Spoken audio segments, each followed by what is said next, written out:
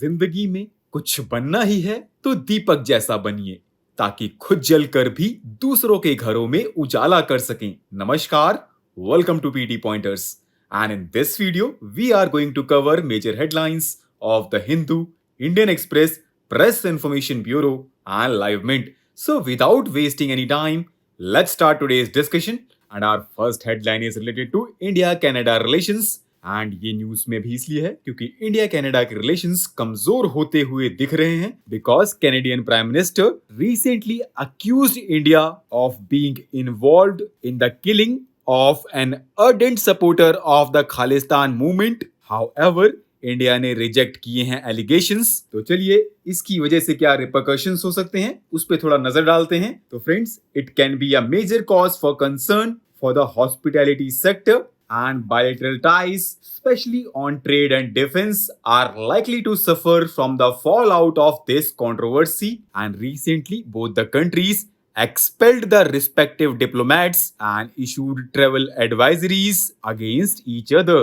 And do you know, friends, trade relationship between both the countries has been growing with exchange of goods reaching $8 billion in 2022, and Canadian portfolio investors have also made substantial investments in Indian stock and debt markets, and India has been the largest source country for international students in Canada since 2018. Now recently, Indian Institute of Astrophysics conducted a study which tried to explore how gravitational instabilities are connected with star formation, gas fraction, timescale for growth of gravitational instabilities, and observed morphology. The study found that spiral galaxies like Milky Way exhibit a higher median star formation rate, lower stability, lower gas fraction, and smaller timescale for the growth of gravitational instabilities. This indicates that gravitational instabilities in spirals rapidly convert a substantial amount of gas into stars, depleting the gas reservoirs. The study shows that net stability levels of nearby galaxies are primarily regulated by the stellar disk, highlighting an inherent self-regulation mechanism. हमारी अगली headline related है Abraham accord से and ये news में भी इसलिए है क्योंकि रिसेंटली इसको 3 साल हो चुके हैं।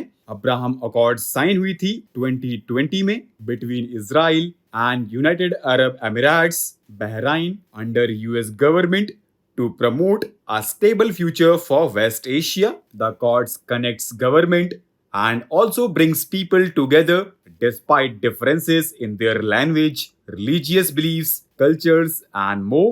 The Accords have also opened up existing opportunities for India and its thriving business community, which maintains a strong relations and active engagement with other nations. Now, there are some benefits for India, and these are the enhanced regional connectivity has brought significant benefits to the people of India. The Indian diaspora in the Gulf now has convenience of direct flights between UAE and Israel, as well as between Israel and Bahrain, and Indian students are enjoying increased ease of travel, gaining improved access to universities and opportunity to explore international study program. Our next headline is related to Section 6A of Citizenship Act, and ये news में भी इसलिए है क्योंकि supreme court will hear challenge to Section 6A of Citizenship Act from October 17th. Now let's know more about Section 6A.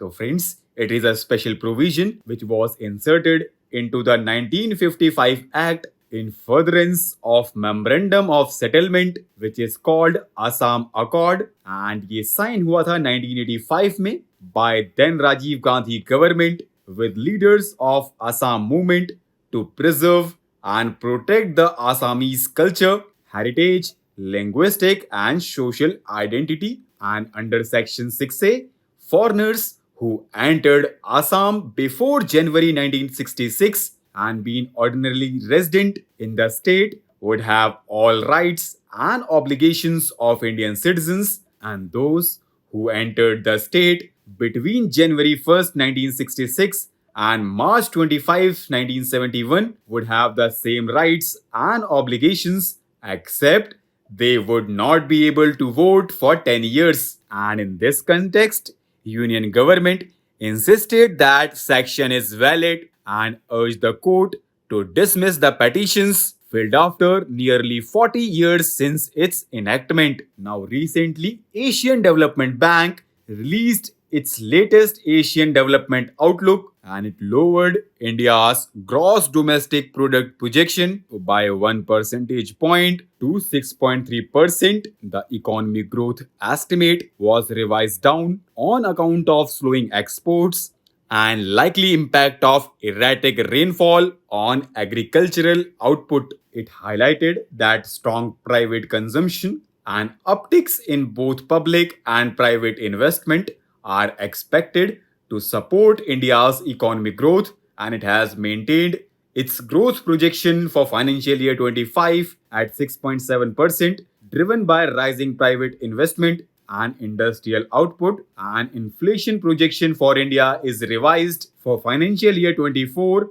to 5.5%, which is up from previous 5%. Now recently, IIT Roorkee scientists have characterized dinosaur fossils from the Middle Jurassic period, which was found in the Thar Desert near the Jaisalmer Basin by Geological Survey of India, and ये remains हैं sauropod dinosaur के and happen to be the oldest known fossils of this particular sauropod. Scientists ने इसका नाम रखा है Tharosaurus indicus, with Tharo deriving from Thar Desert, Saurus from Greek Sauros or lizard, and Indicus from its Indian origin. And do you know, friends, sauropods first appeared on Earth during the Jurassic period about 200 million years ago, and they were one of the most dominant clades of dinosaurs, surviving until late Cretaceous period 65 million years ago, when dinosaurs went extinct.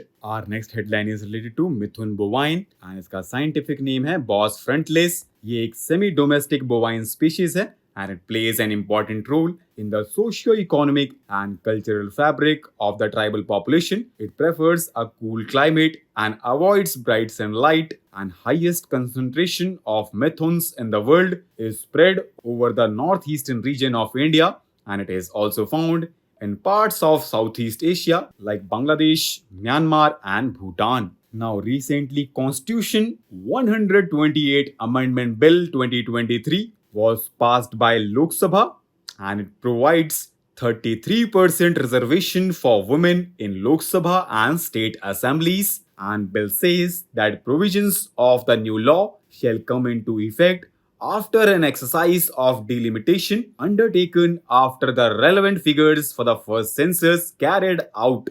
In other words, the reservation provision is not immediate and it is contingent on two processes, and these are a delimitation exercise and a census. And do you know, friends, it is a constitutional requirement to carry out delimitation of constituencies after every census, and Article 82 of the Constitution mandates the readjustment in the allocation of seats to every state in Lok Sabha and division of every state into constituencies upon completion of each census. Now, what is delimitation? So, friends, it is a process of redrawing parliamentary and assembly constituencies based on the latest population data. Our next headline is related to Nuakhai, which is an agrarian festival, and first crop of the field is offered to the village goddess, and people seek blessing of elders in each household. In other words, festival is all about being grateful for the food, and it is mostly celebrated by the people of Western Odisha and Southern Chhattisgarh. Our next headline is related to Indo-Pacific Armies Chief Conference that will be held from 26 September in New Delhi, and it will be attended by army chiefs of 30 Indo-Pacific region to discuss security cooperation and collective strategies in the Indo-Pacific region. It will also discuss the issues of mutual interest in the region and role of military diplomacy in mitigating the crisis in the region. Our next headline is related to phase 2 of the promotion of tribal products for Northeast region scheme, जो कि launch की जाएगी tribal cooperative marketing development federation of India limited, also known as TriFed, under Union Ministry of Tribal Affairs. And in this phase, teams of TriFed, Northeastern Handicrafts and Handloom Development Corporation,